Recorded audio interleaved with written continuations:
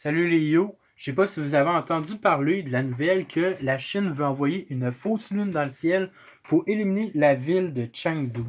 Puis ça peut éliminer entre 10 et 80 km, puis ils veulent envoyer ça, je crois, c'est d'ici 2020 ou 2022, il me semble que c'est 2022. En tout cas, tout ça pour dire que ça, c'est quand même assez spécial, puis ça fonctionnerait que c'est comme un...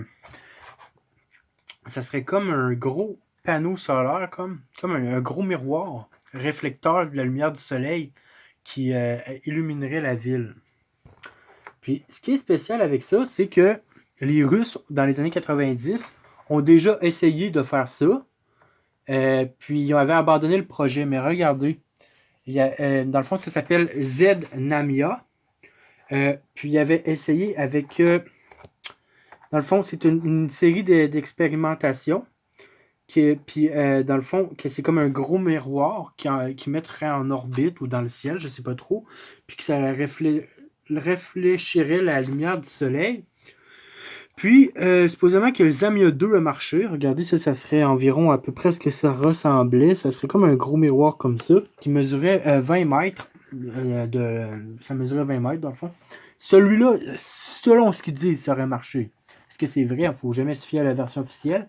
Mais ensuite, il a resté avec Zamia 2.5, puis ça n'aurait pas marché, puis il aurait abandonné le projet. Donc là, les Chinois, si c'est vrai, ils veulent faire ça.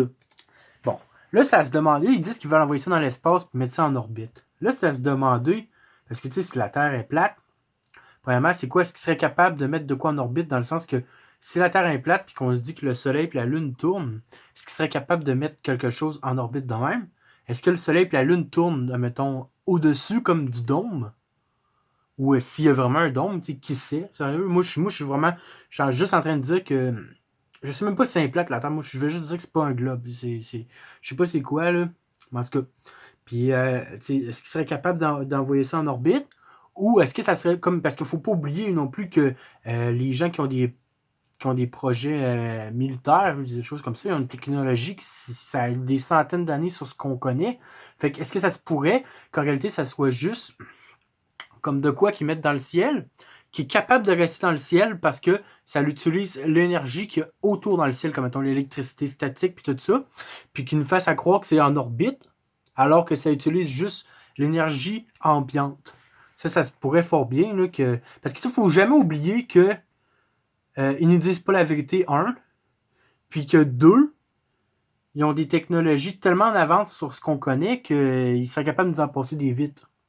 Ça, faut jamais oublier ça.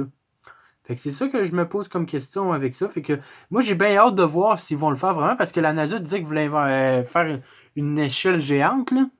Ils l'ont pas commencé encore, cette échelle-là. Là. Fait que tu sais, des fois, ils disent on veut faire ça, juste pour. C'est comme quand ils parlent de météorites, c'est juste pour faire peur, pour renforcer la théorie du globe, tant qu'à moi, ça c'est mon opinion. Là. Parce que c'est jamais arrivé. Là, premièrement, s'il y aurait tant de météorites que ça, là, à un moment donné, il y en aurait un qui aurait frappé l'ISS. Là. OK? C'est arrivé une fois, là, puis on a juste une petite photo d'un petit impact. Là, fuck off, man. Je crois pas à ça, man. Fait que c'est ça. Fait que vous me direz ce que vous en pensez. Salut!